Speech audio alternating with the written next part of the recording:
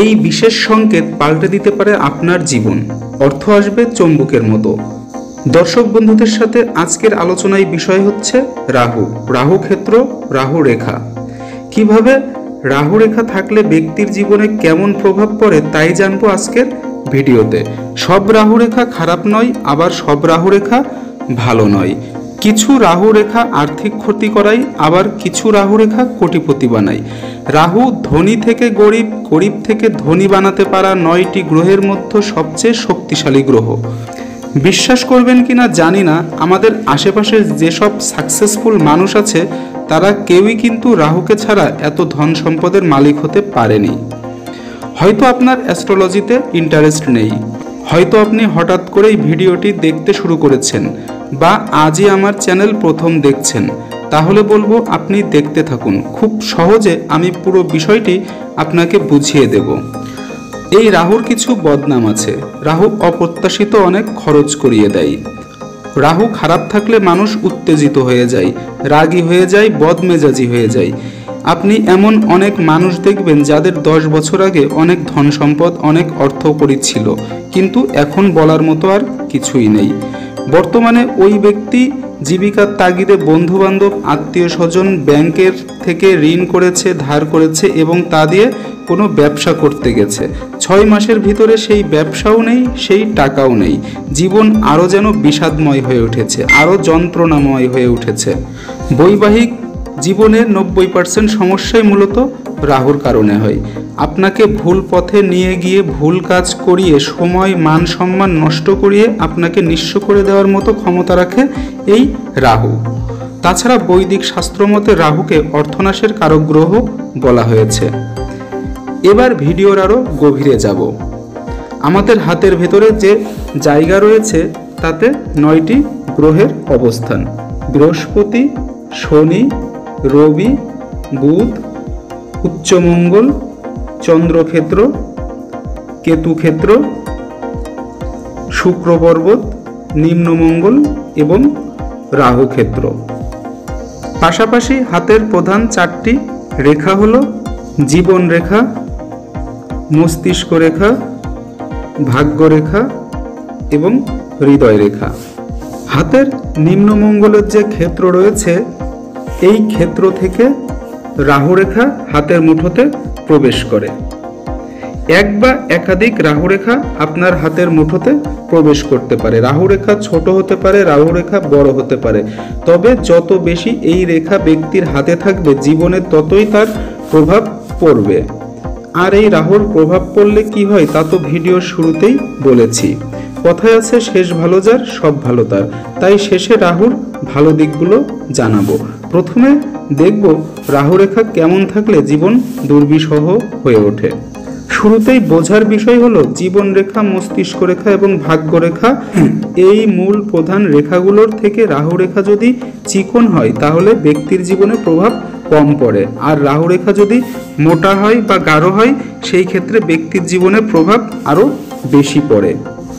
যদি রাহু রেখা, জীবন রেখা, মস্তিষ্ক রেখা এবং ভাগ্য রেখাকে কেটে বের হয়ে যায়, তাহলে যেই বয়সে জীবন রেখা, ভাগ্য রেখা এবং মস্তিষ্ক রেখা, রাহু রেখা কেটে বের হয়ে গেছে, সেই বয়সে ব্যক্তি 100 ভাগ কষ্ট ভোগ করতে হবে।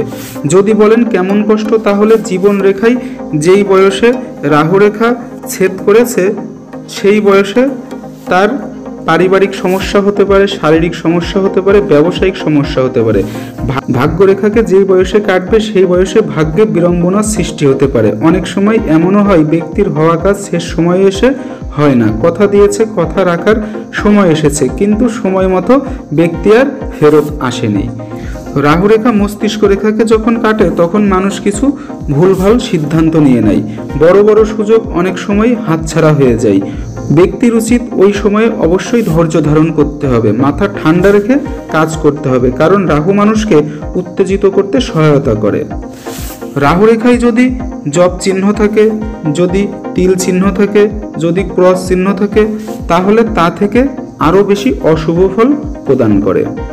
তাছাড়া রাহু রেখা যত মস্তিষ্ক রেখার কাছাকাছি থাকবে ততই ব্যক্তিকে মানসিক পীড়া দিবে, কষ্ট দিবে, অনেক সময় মাথা ব্যথাও নির্দেশ করে।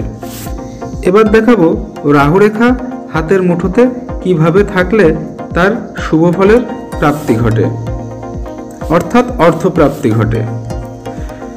রাহু রেখা যদি জীবন রেখা, মস্তিষ্ক রেখা ছেদ করে হৃদয় রেখার কাছাকাছি পৌঁছে যায় এবং হৃদয় রেখাকে টাচ না করে, তাহলে ব্যক্তি বড় ধরনের ব্যবসায়ী হয়। যদি চাকরি করে তাহলে চাকরিতেও বড় ধরনের পদপ্রাপ্তি হয়। অনেক বড় ব্যবসায়ী এবং চাকরিজীবীদের হাতে এই রেখা দেখতে পাওয়া যায়। অনেকে মনে করে এই রেখা খারাপ ফল দেয়, তবে আমার দেখা মতে এই রেখা কখনোই খারাপ ফল দেয় না। এই ধরনের ব্যক্তিরা দিন শেষে কোটিপতি হয়। অনেকের হাতেই মস্তিষ্ক রেখা দুমুখী হতে দেখতে পাওয়া যায়। যদি দুমুখী মস্তিষ্ক রেখা হয় তাহলে ব্যক্তি অনেক ইনোভেটিভ হয়, তাদের ব্রেন অনেক দ্রুত চলে, যে কোনো পরিস্থিতি তারা খুব সহজে নিজের পক্ষে করে ফেলতে পারে, বড় বড় হিসাব নিকাশ খুব সহজেই মেটাতে পারে। এই ব্যক্তিরা যোগাযোগ সম্পন্ন মানুষ হয়ে থাকে। মানুষের সাথে ভালো ওঠা বসা করার কারণে অনেক সময় বড় বড় মানুষের সাথে এদের যোগাযোগ থাকে। কোন সময় কার সাথে কি ব্যবহার করতে হবে, কতটুকু পাওনা দিতে হবে বা কতটুকু আদায় করতে হবে, তা এই ধরনের ব্যক্তিরা খুব ভালো করেই ব্যালেন্স করতে পারে। গাড়ি বাড়ি ব্যাংক ব্যালেন্সের কোনো কিছুই অভাব থাকে না, যার ফলে দিন শেষে তারা কোটিপতি হয়। আর মস্তিষ্ক রেখার উপর থেকে যদি ভাগ্যরেখা ওঠে তাহলে এই ধরনের ব্যক্তিরা জীবনে মান সম্মান যশ লাভ করে। যদিও তাদের 30 বছর পর থেকে জীবনে এমন উন্নতি যোগ থাকে, অনেকের ক্ষেত্রে তা আরও বেশি হতে পারে।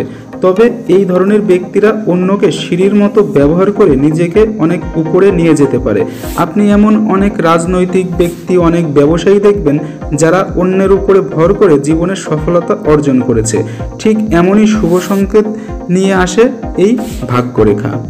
জ্যোতিষশাস্ত্রে রাহুকে বিশেষ গ্রহ বলা হয়।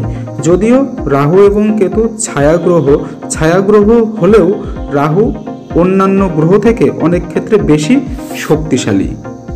আশা করছি আজকের ভিডিওটি আপনার জন্য অনেক ইনফরমেটিভ ছিল। এখন আপনি নিজের হাত সহ অন্যের হাত দেখে বলে দিতে পারবেন ব্যক্তির হাতে এমন সংকেত থাকলে তার কেমন প্রভাব পড়ে।